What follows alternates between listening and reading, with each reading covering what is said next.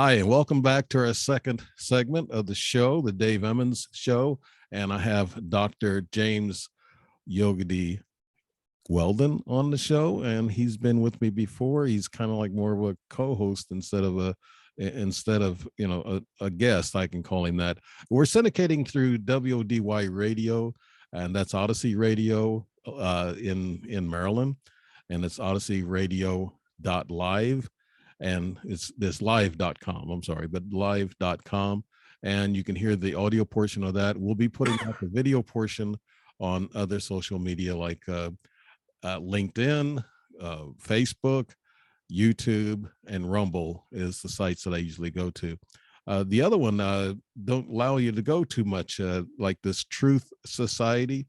That's Trump's website. They only allow 10 minutes on a video, so that doesn't give me much time to work on that one. But Dr. James Yoghadi Weldon, I asked you about Avatar a while ago, and I forgot to mention that during the off the air thing. Avatar, they said it was a Vishnu is what the Avatar was in India, and the Avatar movie that we saw, there's actually an Avatar 2 now that's out, and it's actually like a body or some kind of holographic thing that comes out and does things, or I guess out in the real world or whatever, another dimension.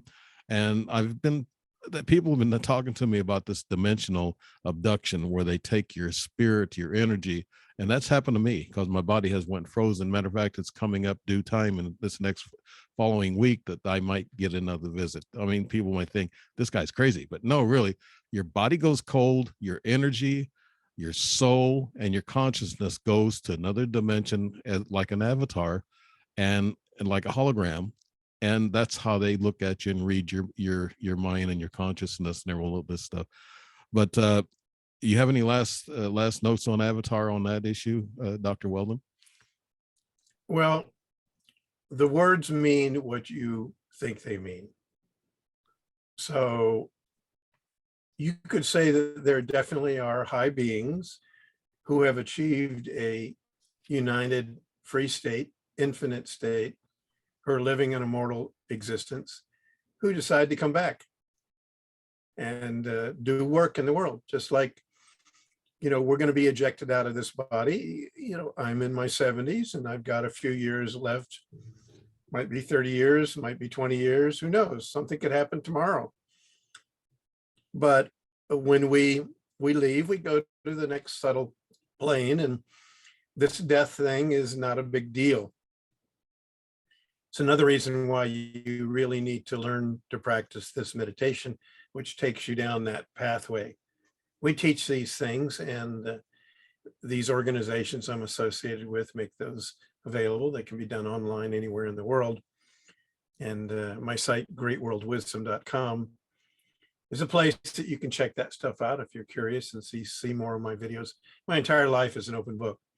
So there are very super high beings who are connected to the oneness that have very advanced spiritual and psychic capabilities. And they're known mostly in the East because we've been through a dark time for the last 5,000 years or so. Right. And most of the high beings are in the subtler planes. They're not physically embodied, but right now there are huge numbers of high beings in this world. And again, that class of being is, much more rare. And I was lucky enough to be taught by 3 very high enlightened beings throughout my life and sent from one teacher to another. And so we're trying to do the work. Mm-hmm. So there really are such beings, and it's good to be around and with them. You can listen to the videos, but it's not the same thing as being there in the presence, because that high energy somehow imbibes you. We're like little magnets, and all of our magnetic properties are not aligned. Mm-hmm. And by the meditation practice, breathing techniques, and all the advanced things that are taught through some of these groups, this organization, the Art of Living Foundation, is the biggest one now pretty much in the world. NGOs doing this multicultural, multi-faith, and they can take you into that space, and it's good to hang out from time to time and to be with such beings, because we will pick that up. And will be transformed just by the presence and the energy. I mean, that's one of the things that happened with Jesus. He healed people just by being there. Right. Dr. James, I saw a show the other night on UFO Witness, and I know I'm throwing this in, but there's meditation involved. There's a guy who had an abduction, and actually it was kind of like a dimensional abduction. Like I was telling you a while ago, they take your energy, your soul, your consciousness, and they take it to another dimension, and your body goes really cold, frozen. This guy, they wrapped him up with some brain reading instruments and his heart rate and everything. And they found out when he went into meditation, he was for real. I mean, his body was actually telling them, what was going on. And he went into meditation and he was telling them how he went to another dimension. And they found it fascinating that there are abductions that people don't know about. And actually you're being taken, your body is left behind and everything else is taken forward. Of course, your body is nothing but dust. We leave that behind. No, your body, consciousness is not in the body. The body is in consciousness. Okay. And our next body above this one is the life force of the prana level. And it's kind of like water, and in that place we can flow, and we think of something in our mind and we see it. We can see it. And this is what happens when people pass, but that's not the highest plane. There's another level within us, which is our mind. Mm-hmm. I ask you, think of your childhood when you're 5 years old. What do? It's just like the computer system. It goes back and it looks up that memory, hopefully, if it's accessible, and you see those things. So there's a plane associated with light. Okay. And that is the plane of mind. And the field of mind is bigger. It's bigger. So physical body is this big. The energetic body is bigger, the prana body. The mind body is bigger, even bigger than that. And then in the mind, higher than the mind, is the intellect. So there's something in you that's going, yes, no, I agree with this, I don't agree with this. Maybe the people listening are going, this guy is batty. they think all of us. We're talking about these things. Yeah, That can't be real. yeah, It's yeah. only, it is, if it isn't your experience, it's not. So there's an intellect, and that's saying yes, no, I agree, I don't agree, I understand, I don't agree. It's like a funnel. And if you say no, you close the windows to that, and then no understanding happens. Right. So it's really important to come to this with an open. There's the intellect, and then there's a shell around your infinity called the ego. The ego is literally like the egg of a shell, and it's a high level of existence, and it keeps you in your individuality. With no ego, you would just be connected with the space. And there's intellect. Isn't ego above that is the divine self.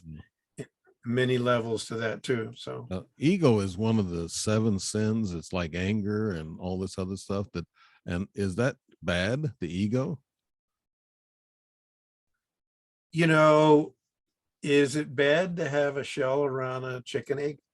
No, it is if you're well ready to come out of that. Right. But before that, it's totally protective.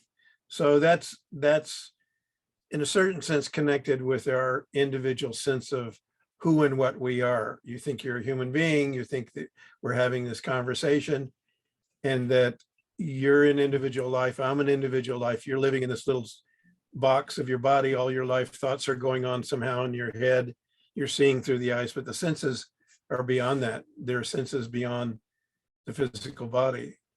So enlightenment, one of the first stages of enlightenment, by the way, that Jesus went through, is the ability to be beyond that. Okay. And he broke that shell in his lifetime, where he was able to be one with the cosmic reality. Time, there's a bubble. This universe is a bubble. When you look at it in all the research that they've done, right, it's a bubble. But what's on the other side of that bubble? Beyond that, beyond time, space, there existence is still there. It's not so you can actually become one with that, and the degree that you're able to be one with that, you can do these things consciously instead of having to have an alien kind of take you out. So sometimes people need a little inspiration, And these cosmic beings come in and make those things happen. Now, you need to understand that at a certain level, anything you think about, you can experience. Now, whether it's accurate or not, that's a total different story. You can say, okay, I've got a storage chest in my right up here. Can your consciousness go in there and see all the things that are in there? Can you go into somebody else's house and say, okay, I'll tell you what's in the drawer? You can verify this for yourself. It's not for showboating. It's for verifying that the intuitive capability is correct. And by the way, this organization, the Art of Living, has trained over 100,000 kids that can do those things. It's easier for children. So we have children in this intuition course that they teach, which can ride bicycles. Blind kids that were blind from birth, they can ride bicycles down the street. That's people that can play yeah. computer games totally blindfolded, can read things on a board across the room, can actually read a book. This is really true. Can read a book that someone else opens in the room. We saw this recently, and they open the book and they hold it up, and the kid starts reading from the page or starts describing the written materials or the cartoons or whatever it is in this book. So parents, if they want to send their children to this, maybe a summer camp, is that what you have there at the spiritual center? We have the courses they teach. It has to be, those particular courses need to be done in residence, and they happen 2 or 3 times the world, but there are centers teaching this in, I don't know, 100 countries around the world. Mm-hmm. And there's something like 30, 40,000 teachers. We're recruiting teachers, by the way. If you would like to be a teacher of this stuff, if you're a practitioner in any field at all, really, psychologists, doctors do it, MDs do it, chiropractors do it, but regular people that are healers that are just interested in this are becoming teachers. And you can look at the Art of Living. How about a host BSer? No, and you can take the training. We're going to add another, I don't know, 5,000 teachers in the United States this year. And then next year, we're going to have a huge event in Washington, D.C. On the where the big lake is there. We're going to have, I don't know, maybe 100,000 people there, and people from all over the world come. Yeah, we need to put basically celebrate peace. We're standing up for peace right now. Right. We're not opposing the people that are causing problems. Right. And there's a place for that, to oppose them. Mm-hmm. You know, you got to have the military, just like you have to have the immune system in the body. Right. And when the disease, when you were sick last week, your immune system was trying to clean that stuff up. And there are natural things and holistic things, but also medicines that can help assist that process. Yeah. There's a place for all of that. And when your soul gets older, it's kind of hard to throw that stuff off as quick. Well, the body is going to eject you someday. Right. That's one thing you can guarantee. Right. This body is going to kick you out. Yeah. Whether that experience is lovely and beautiful. By the way, I've had a number of friends that have passed. Right. And I've had the ability to go into that realm, and some of them, have showed me what happened. And when they have an advancement in consciousness, when they practice this, going into their inner being, going into the self, the divine self, it's nothing. It's absolutely nothing. You open your door, you step out, and you're in that cosmic space, and friends are there, loved ones are there. It's not a big trial and tribulation. But if you're clinging on to it, oh, my money, my house, my this, my that. Mm-hmm. And we have old guys. Should tell the story about this old guy that came to him, and he's still fantasizing, about sex, and he's 90 years old. It ain't gonna happen, buddy. Yeah. You say, oh, I missed that, because that's the highest state of happiness that most people experience. Right. And I want to lead you into the new project you have, the new book about Jesus Christ.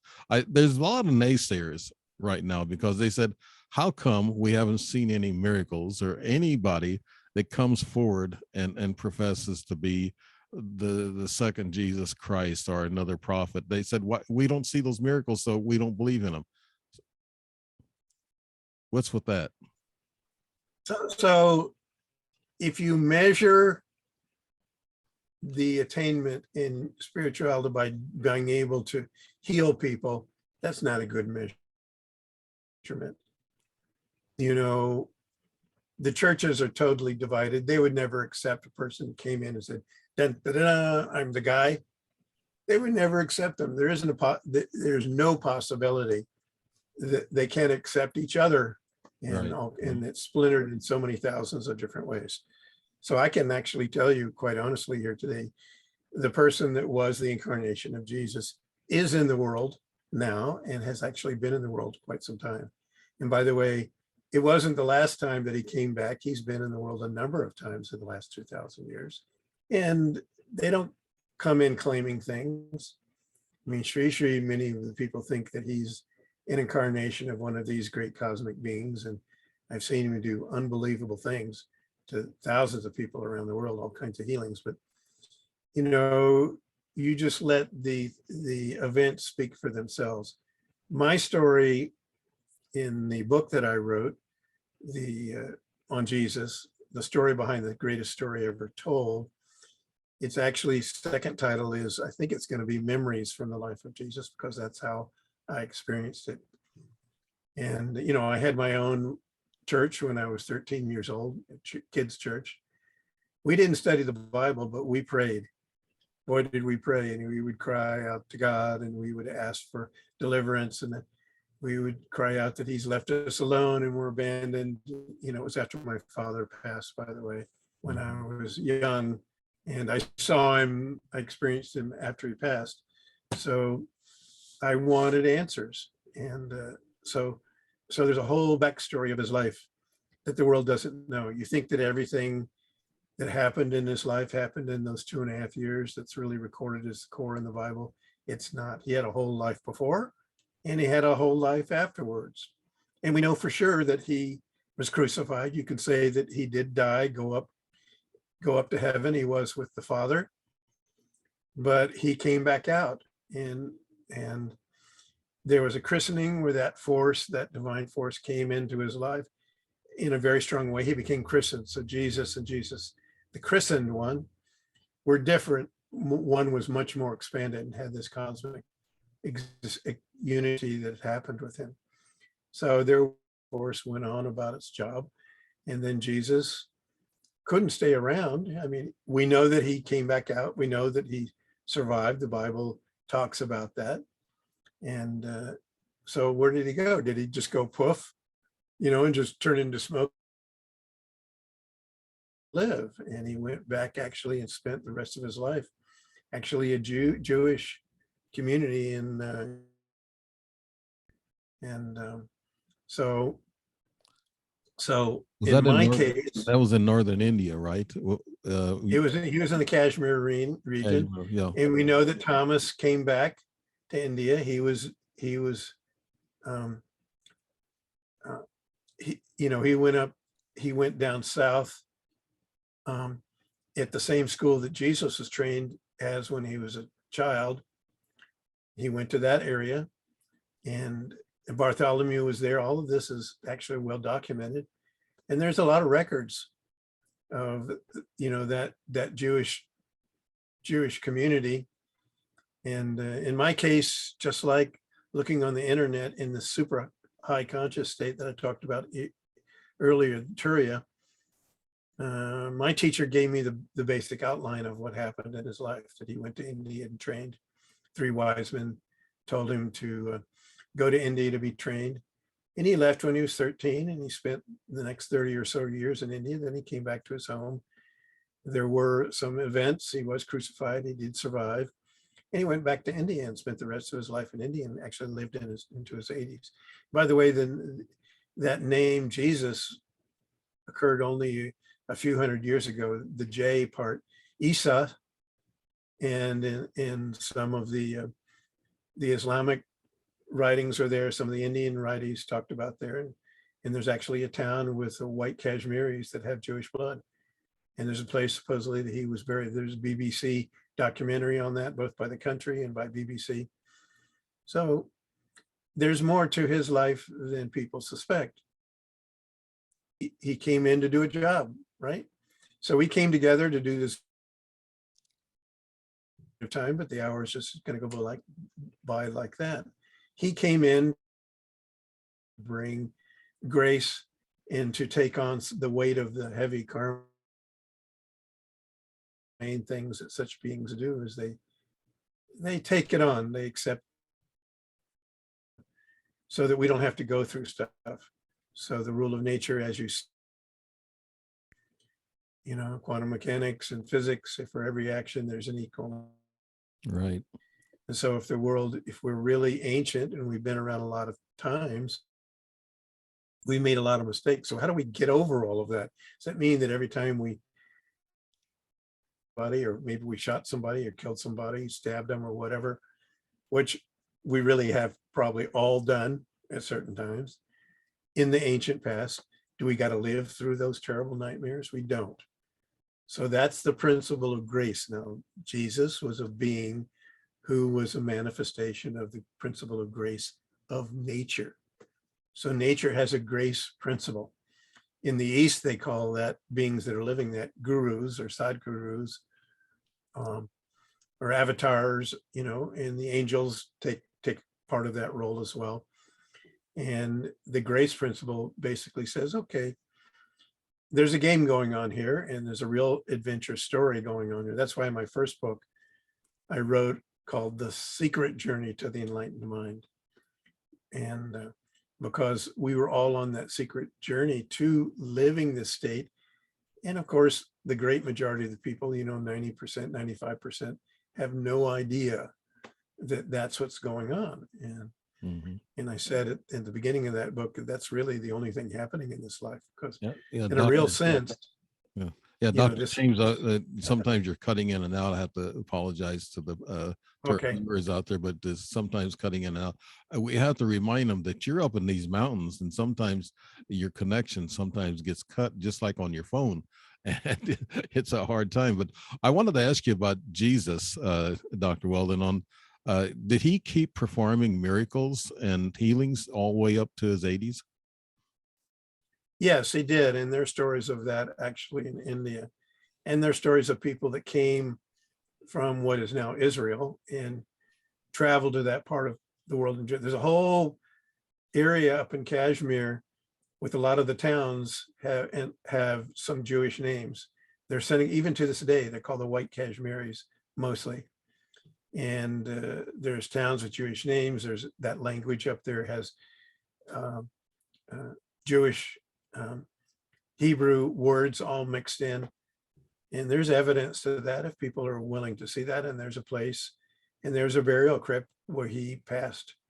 It actually had a Muslim saint on top of it. So you can look at that for yourself. And I'm gonna eventually post a lot of that stuff connected with this greatworldwisdom.com app. And the one that's coming, Heavenly Mountain app. This is Heavenly Mountain. I live on Heavenly Mountain. Mm-hmm. So there will be an app for all of that for this local facility and what we're doing. So we're developing a community for people to live multicultural, multi-faith. My work is more involved in creating the bridges between the spiritual traditions. Right. Now, your book on Jesus, I know a lot of people, I've been told by fundamentalists, to be careful to cross the line with the Angel's book because I could be blaspheming. But a lot of people feel that way. And I think they really have to look at this world in a sense of reality, like you're looking at it, like with Jesus Christ going on and doing his thing. And Jesus was crucified for blasphemy. Mm-hmm. That's why he was crucified. Right. He didn't commit any crimes. And basically he said, the Father and I are one. If you want to see and feel the Father, the divine Father, that was the model, and mother also, by the way, but it was a patriarchal society dominated by men. That's what they got him for. It wasn't against the law to say that. Mm-hmm. Okay. But that's the excuse that he was crucified for blasphemy. So anytime anybody says something, these big churches, the church, the whole story about what happened with the church, that all happened 350 years later. Right. When Constantine was fighting as one of the three Roman emperors to consolidate his power, there are three competing individuals. He collected together in a convocation the very small fledgling community, and they met, and they're basically two different philosophies. One was Paul or Saul, who had this very strong experience on the road to Damascus, and there was those the like of Mary Magdalene and the Essenes and some of the mystics, spiritual mystics. They basically said that this kingdom of heaven is within you, and it's a state of life. It's a state of consciousness. They didn't understand consciousness back then at all, and it must be attained. So they selected Paul or Saul, and that's what he used to motivate the armies to go out. And so conversion happened at pain of death. You either say you believe, or we're going to kill you. And so there was a lot of murder Christianity in the very early days. Right. Dr. Weldon, we're coming into the end of our 1 hour show. Could you tell everybody where to go to find out this information and the title of your new book that'll be coming out soon? So you can go to my YouTube page, which all the episodes are there. Dr. James Weldon, Weldon. You can go there. You can also look at this greatworldwisdom.com site, which has the episodes of both of my books. My entire life is a completely open book. Everything from childhood, everything I passed through, I documented it. My life is a living biography of moving into this, what happened in childhood and the early church that I founded, and the spiritual adventure in many years that I spent, now 50 years, with these unbelievably great high beings around the world. Three major spiritual teachers that moved me on from one to one. And as I begin to learn more and more advanced things. Right. And I'll say here about this community that we're creating. Dr. Weldon, I'm putting a synopsis or a short story about Jesus Christ, in which you just told us a little bit about. The book I know is going to be fascinating. I put a segment in my manuscript on this Angels and Watchers, and I'm going to footnote your name. Is that okay? Yeah, that's fine. Okay. And it's now, the book is finished, all the episodes of his life up until the time, and including the time that he traveled back to India and what happened, all on there. Okay. But you remember, it was 300 years later. Yeah. That all of that was compiled, and it was translated with people that had a certain bent, right? And the words could mean different things even now.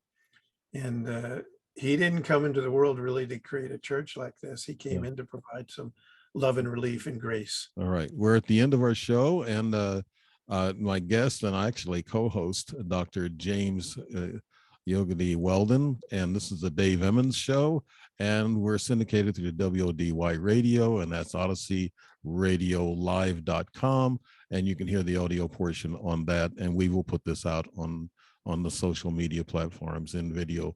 And thank you very much, Dr. Weldon, for being here, and good night. And we'll have another segment soon, and we'll keep this going, and we'll have different topics we'll bring up. Thank you very much, and good night. Okay.